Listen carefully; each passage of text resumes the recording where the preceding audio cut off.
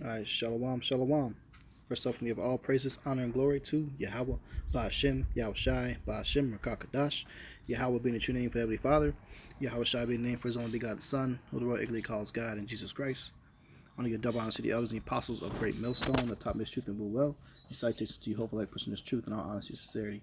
This is Brother Yahweh Sop, comes you know this is the spirit power of Yahweh Ba'ashem, Yahweh Shai.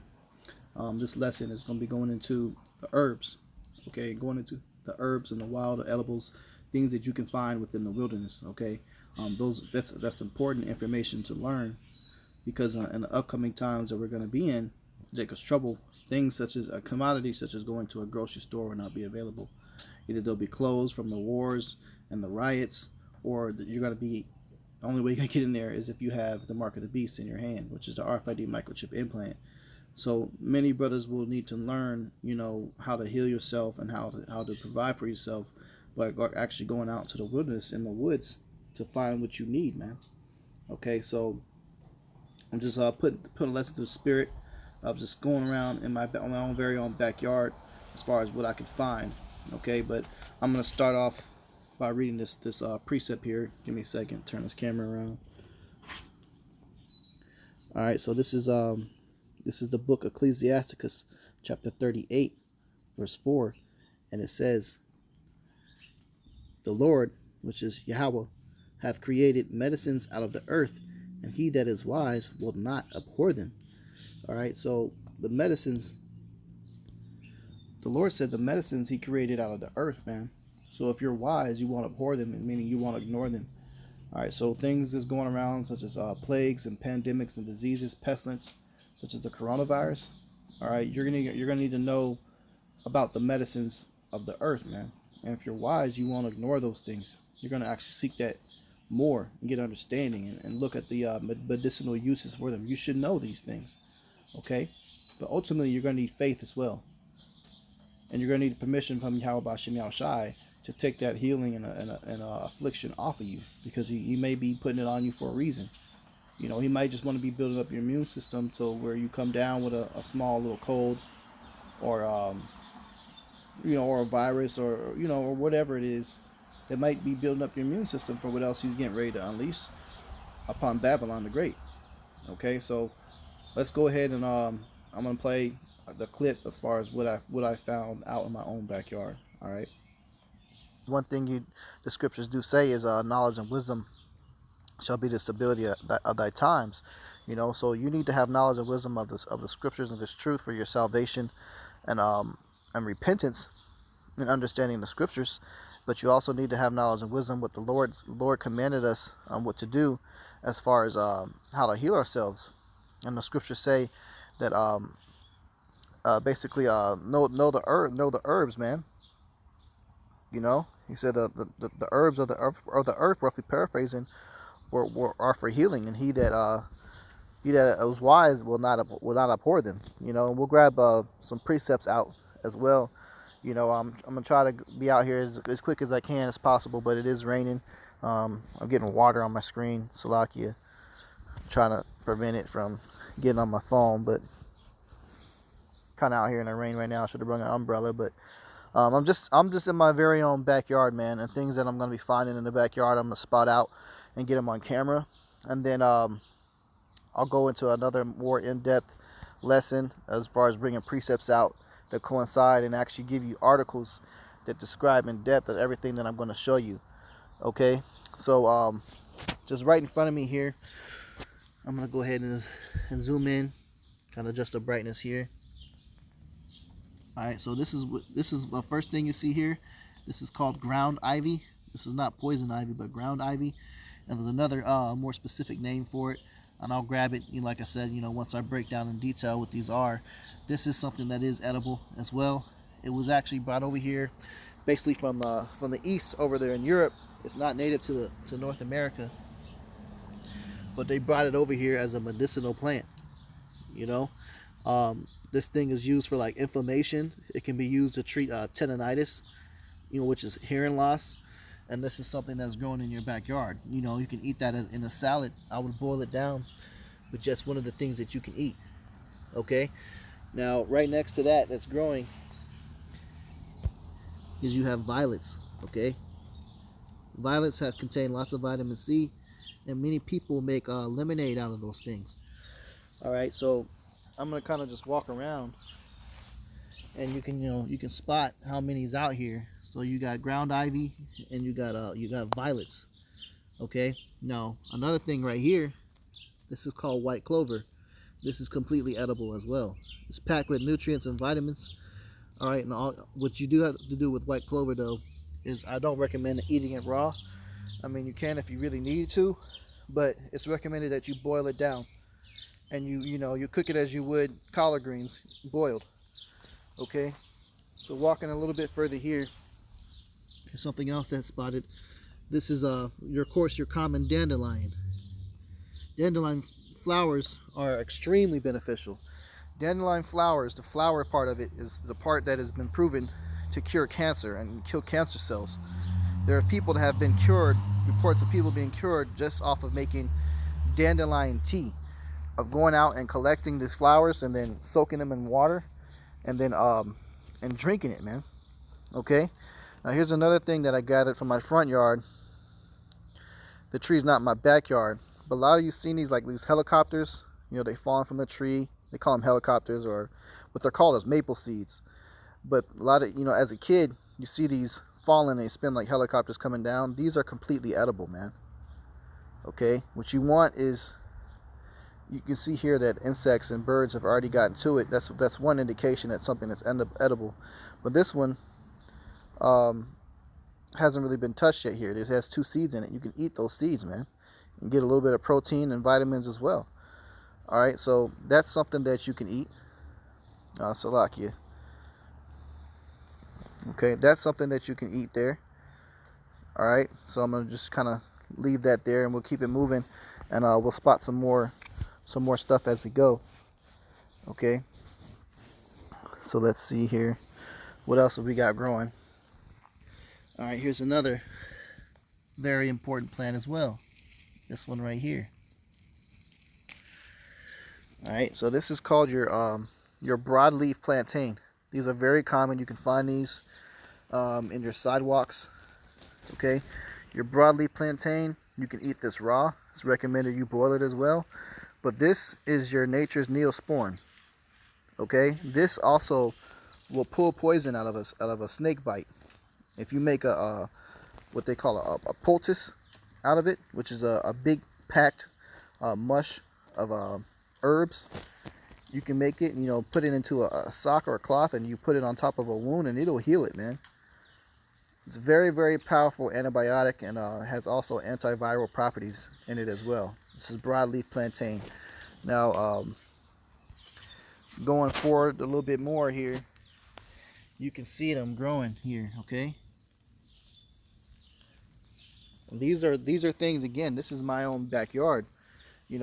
I'm in Kansas City, Missouri, so you can see the amount that I'm already finding here. All right, another thing too, when it comes to the dandelion, you can eat the leaves.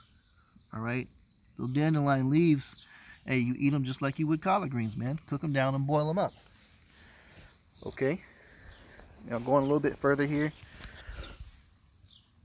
more violets. Okay, edible. All right, make a tea out of it. Okay, we can just kind of keep walking further just to see what else is out here. And if I spot something, I'll kind of stop and go into it. And like I said, then we'll get some more scriptures out about it. All right, but here's another plant here. Okay, this right here is wild lettuce. Wild lettuce, you can see it on the back of it. It's got the little hairs, like thorn-looking hairs. Okay, that's your natural painkiller, man. And you can also eat the leaves as well, like you would collard greens. These are things that's growing in your yard. Let's see what else we've got down here. Okay. All right, so here we've got one of my trees growing on. Give me 1 second here. All right, this is basically your very common cedar. I believe this is the red cedar. All right, you take these cedar leaves, you see like the little fist scale looking leaves on them, okay, or needles. You take that and you boil it down in a tea, and this is one of the most powerful things you can take for a common cold. It was also used to cure scurvy. The Gadites used it to cure scurvy, man. Okay, so your cedar trees are very important to find. All right, here you've got what the bark looks like here. Now the cedar, you can pull this back and you strip the bark, man, and once you get to the white layer underneath here, the thin white layer, that's what you call cambium. All right, and the cambium is edible. You can eat it and boil it like pasta. You can dry it out and ground it into flour and make bread. Okay, so trees are also available to you. The sap as well. You know, once the tree oozes out sap, that sap is like your natural ointment. You can press the sap directly into a wound and it will heal it. Okay, so again, these are things that you can find, you know, in your backyard. Now, when shit really hits the fan out here, all right, there will be no more, you know, landscapers and people out here cutting grass for lawns. And so what that means is all your neighbors' yards will be jam-packed full of natural growing wild vegetables, man. Edible plants. Okay? So that's something that will be available, you know. Let's see, I'm gonna walk for a little bit further here and see what else I can find. There's one more I'm looking for, but it hasn't quite come in and grown yet. So let's see here if I can find it.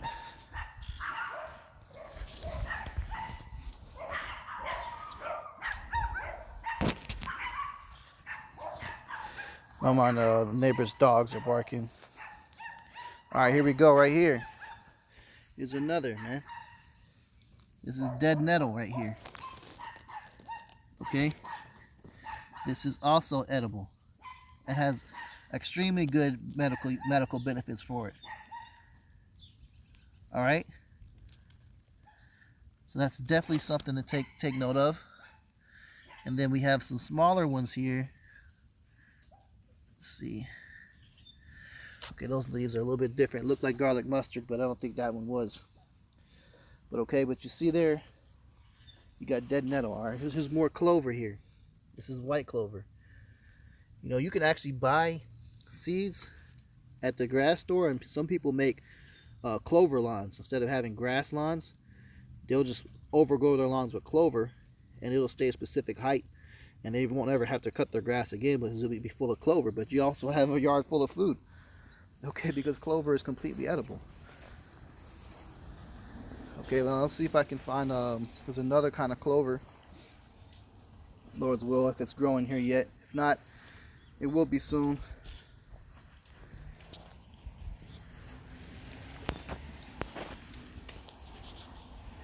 Okay.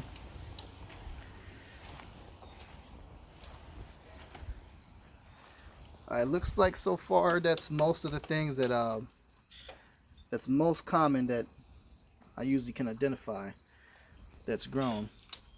I don't see too much more yet in addition to that, but we'll go into some more scriptures here.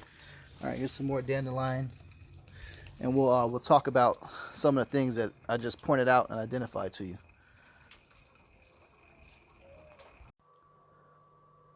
All right, so next thing we're gonna do is we're gonna give you some detailed description on a lot of these different foods that we found. As far as the maple seeds go, I didn't really grab a really detailed description about that. I mean, it's pretty much straightforward. You can eat the seeds. You get a little bit of protein from it.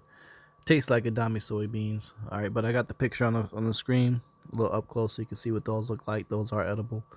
And then we're gonna go in detail on everything else that I showed you. All right, so let's go ahead and grab it here.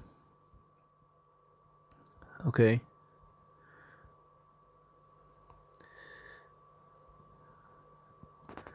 The first thing we're gonna go into is some of the ground ivies, which we shown in the video. Okay. Now in the video, which we can grab here.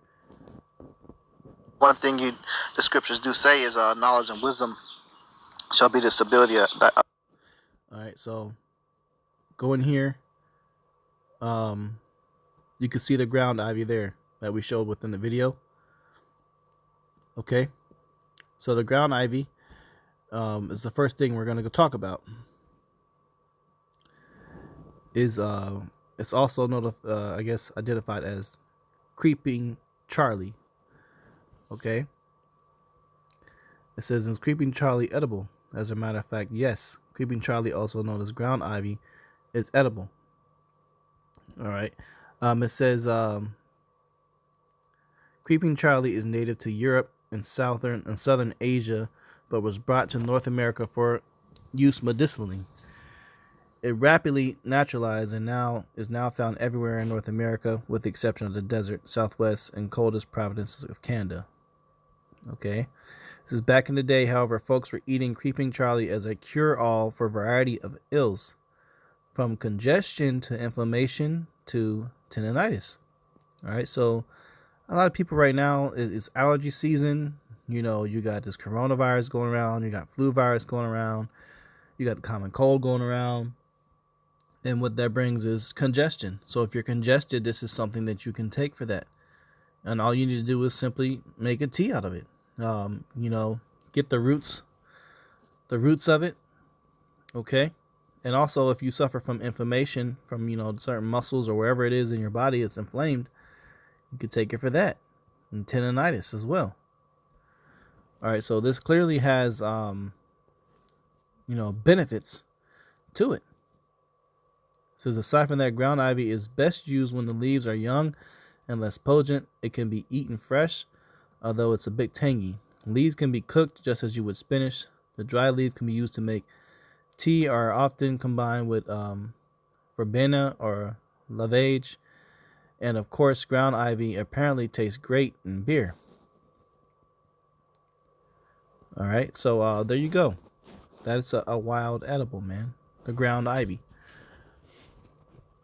Let's go into some more things that we've shown, okay, within the lesson. White clover. All right, so later on throughout the year, white clover will produce flowers such as this. Everybody has seen white clover, what that looks like. All right, in the video, we kind of fast forward here. Talk about it a little bit. Let's see. All right, so there we go. Pointed it out right here. You know, we got dead nettle and lots of white clover. All right, white clover is completely edible. It's best to eat it while it's boiled. Okay. So let's go into a little bit of information as far as what the article says about white clover. White clover, a sweet and nutritious edible weed. All right. White clover is a low-growing perennial plant that's native to Europe and Central Asia. It has been naturalized all over the world as a yard crop. Its most distinguishable features are its smooth trifoliage leaves and white flowers. Despite its inconspicuous appearance, apparently this plant possesses some great culinary and medicinal uses. Okay, all aerial plants of this plant are edible, including stems, leaves, flowers, and seed pods. The leaves and flowers have a delicate sweet taste, and they can be used fresh right after harvesting or dried for later use. The most common way to consume the leaves and flowers is to brew them and make a sweet, relaxing tisane. The fresh leaves also taste great in a salad, soup, and vegetable stir-fry, while the dry leaves can add a vanilla-like flavor to baked goods. There you go, okay? So this thing is edible, man. It says, additionally, you can use white clover as a substitute for red clover, and both red clover and white clover are both edible. Health benefits. Compared to its cousin red clover, white clover is less popular in the herbal medicinal realm. It also has fewer health benefits, but that doesn't mean that white clover is useless as a herbal remedy. To begin with, it contains a lot of essential vitamins and minerals, including vitamins A, B2, B3, C, and E, as well as magnesium, potassium, chromium, and calcium. Now, during times of famine, all right, and starvations, and everything's shut down and you're living off the woods, it is very important to replenish your vitamins. So this is a very good thing to know, because with the lack of vitamins, you come down and you become susceptible to all types of diseases and illnesses. Your organs begin to fail and shut down if they don't get the proper nutrients and vitamins. So a lot of these plants that I showed you provide that, just that. Okay. It says a white clover infusion can be used to treat fever, coughs, and colds. It's also good for treating common cold symptoms such as upset stomachs, nausea, and dizziness. White clover herbal tea can treat rheumatic aches and arthritis. It can also be used as an eye wash to cure minor eye infections or applied to the skin to heal wounds, burns, ulcers, and sores. So just this little plant, man, has all of those benefits to it right there. This little thing. This one is a 4-leaf clover they spotted, but it normally comes in 3s. Okay? Again, these are things you can find right in your backyard. All right, so here we got another article on maple seeds. All right, showed that briefly. All maple seeds are edible, but some taste better than others. All right. Soak the seeds in the water for about 1 hour. Kind of gives you an idea of how to eat these things. Remove the seed from the pod. Roast them, and you eat those seeds, man. Okay, so yeah, there you go. The next thing we showed, well, let's see, wild violet. Okay.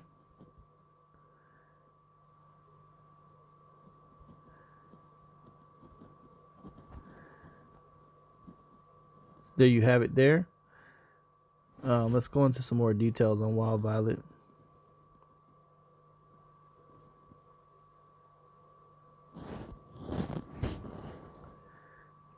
All right, so this is an article from chestnutherbs.com. It says violets edible and medicinal uses.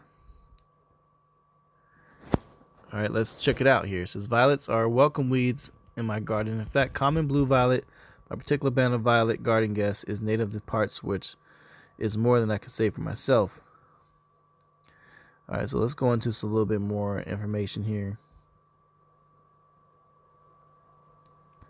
Gives you some descriptions as far as what they look like. These are all considered violets. It says much of the American use of violet stems from the European herbal tradition. Interesting, most violet species in North America lack the signature aroma and sweet violet. Okay, it says let's go here. It says how to identify. All right, violet's edible uses. I enjoy violet leaves and flowers in salad, pesto, and in sandwiches and wraps. The roots of the most violet species can cause nausea and vomiting and should not be eaten. All right, so that's one thing you want to take note of. The leaves and flowers can be harvested with scissors in a haircut style multiple times throughout the spring until the leaves become too fibrous. They will often make a comeback in the fall with a flush, tender new growth. Violet leaves can be sauteed or steamed. Okay, it says flowers make a lovely garnish, and violet flowers are also beautiful when candied or frozen in ice cubes. All right, so here we go here. Some more. It says herbal actions. Demulculant. It says anti-inflammatory, expectorant, alterative. All right. Lymphagogue. I don't know how to pronounce that. Vulnerary, which promotes wound healing. Anti-tumor, anti-rheumatoid, diuretic, and mild laxative. So these are all things benefits from violets, man. Okay. There you go. Now let's see what else we located here.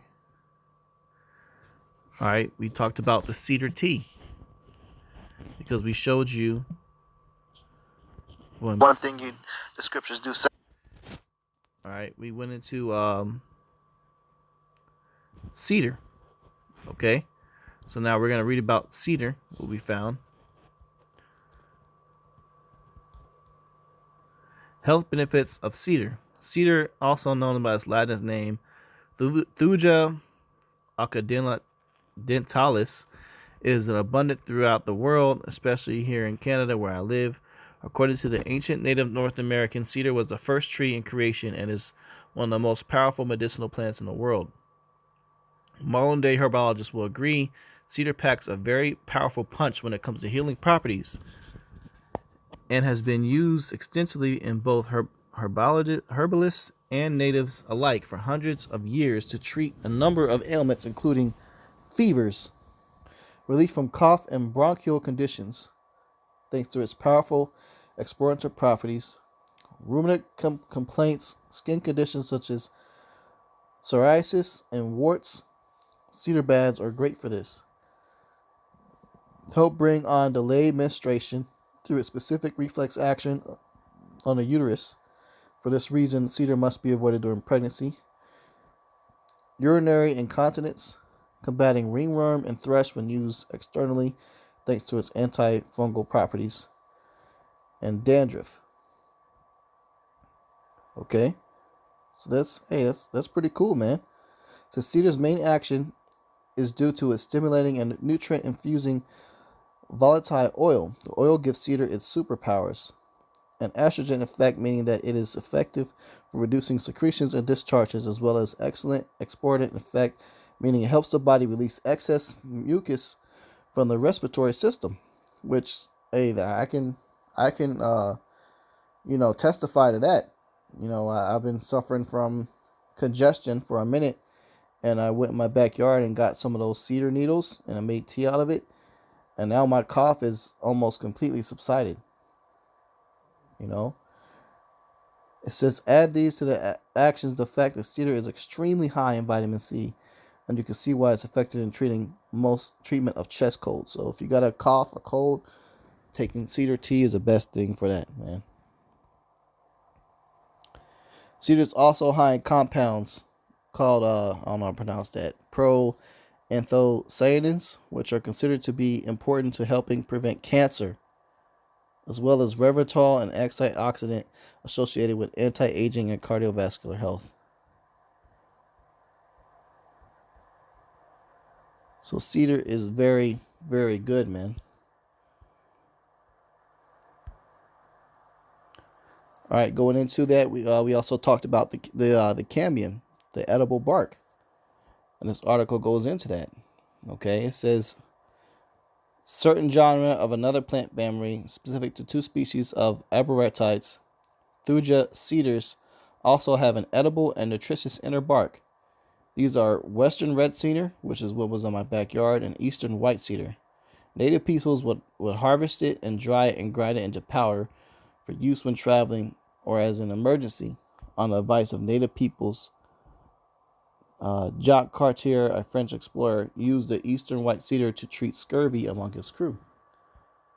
So there you go, man. Okay. Let's see, we got another article here.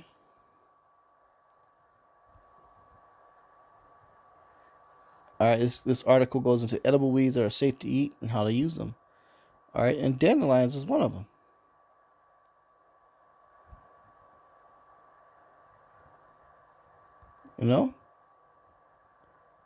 So you got dandelion greens. Okay. This article goes, I'm not gonna really read a whole lot of it, but I'll go into a little bit of it here. It says got some dandelions. It says the yellow petals and young leaves can be used in salads, and the roots can be used as a coffee substitute. You can make dandelion coffee. Okay, it says most edible weeds were high in phytonutrients and phytochemicals such as beta carotene that help to protect the body against disease, as well as vitamin A, vitamin C, and minerals such as potassium. These are things that dandelions contain.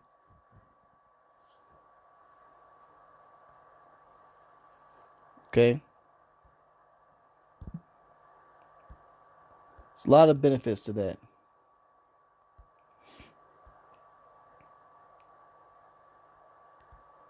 See if we can get some more information here. So dandelion leaves can be harvested at any point in the growing season. And while the youngest leaves are considered to be less bitter and more palatable raw, the bigger leaves can be eaten as well, especially in addition to a green salad. If raw dandelion leaves don't appeal to you, they can also be steamed or added to a stir-fry soup, which can make them taste less bitter. The flowers are sweet and country and can be eaten raw or breaded and fried. It says, or even used to make dandelion syrup or wine. Alright, so a lot of benefits to that, man. Purslane's another good one. And you got red clover. Alright. And like I said again, the flowers have been proven to help cure cancer for dandelions. It's another one we rug out, wild lettuce. It's a sleep aid and pain reliever. Okay? That little white sap that comes out, that's responsible for those effects.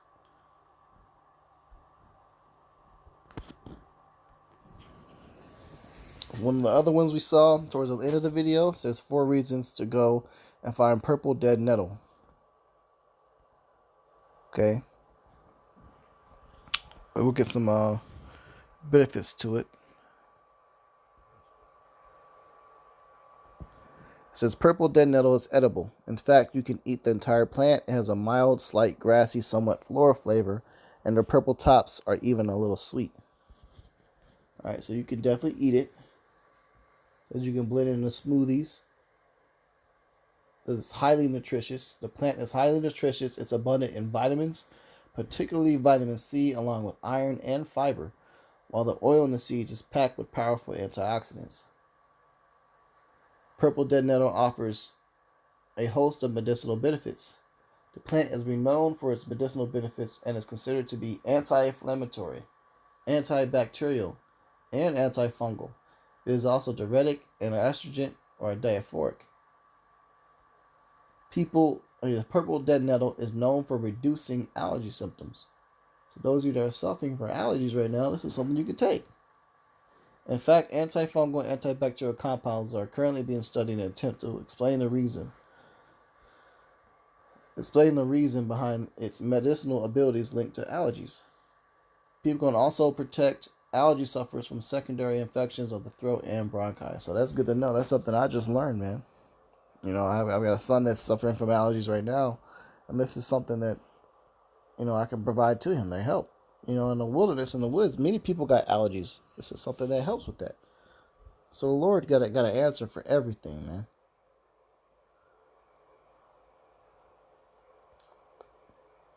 And that's beautiful. Now we can go to some scriptures here. Talks about it. It's Ezekiel 47:12. It says, and by the river upon the bank thereof, on this side and on that side, shall grow all trees for meat, whose leaf shall not fade, neither shall the fruit thereof be consumed. It shall bring forth new fruit according to his months, because their waters have issued out of sanctuary. And the fruit thereof shall be for meat, and the leaf thereof for medicine. So the Lord gives a comparison in this parable, in this precept, of the fruit of the trees being for meat, and the leaf thereof for medicine. Because leaves of these trees, of these plants, that's exactly what they can be used for. It's medicine.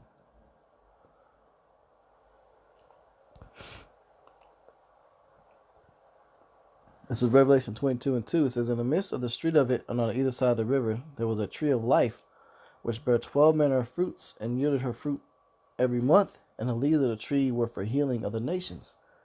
All right, so trees, there you go. There's a cure for all the viruses and diseases. Trees and plants.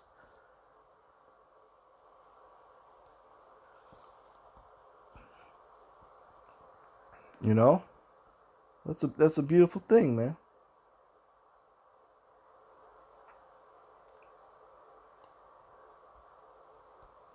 This is Ezekiel 34:25. It says, and I will make them with them a covenant of peace, and will cause the evil beasts to cease out of the land, and they shall dwell safely in the wilderness and sleep in the woods. Let's talk about the Lord's hopeful elect escaping Jacob's trouble, or getting out of it. Okay? Which is approaching very, very fast. You see? All these precepts we brought out, man. This is Job 5:23. But thou shalt be in league with the stones of the field, and the beasts of the field shall be at peace with thee. So you're going to have animals that are even going to come out and provide assistance to the hopeful elect. You know, just like the bird did one of the prophets. It dropped him down food while he was in prison. So, you know, we're going to be okay.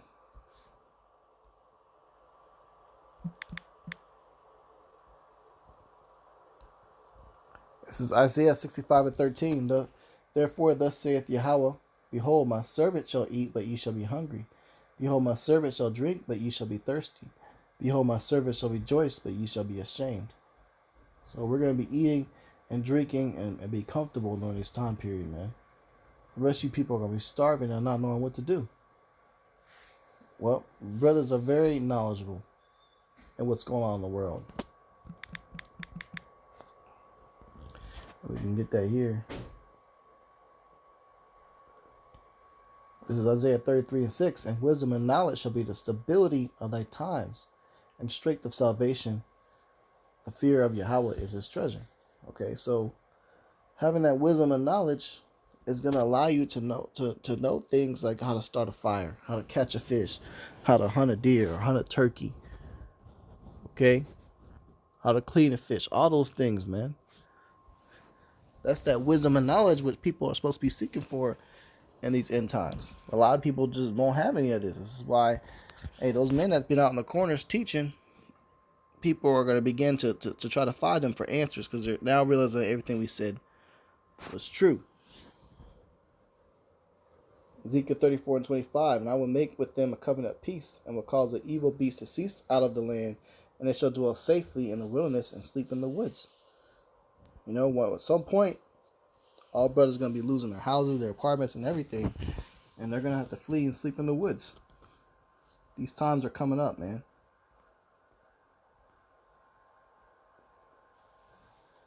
You know? So, Lord willing, this lesson was edifying. I'm going to go ahead and close out. Give all praises, honor, and glory to Yahweh, Ba'ashem, Yahushai, Ba'ashem, Rakakadash. Double honor to the elders and apostles of Great Millstone, the time of truth and rule well. And salutations to you, hopeful elect, pushing this truth in all honesty and sincerity. Shalom.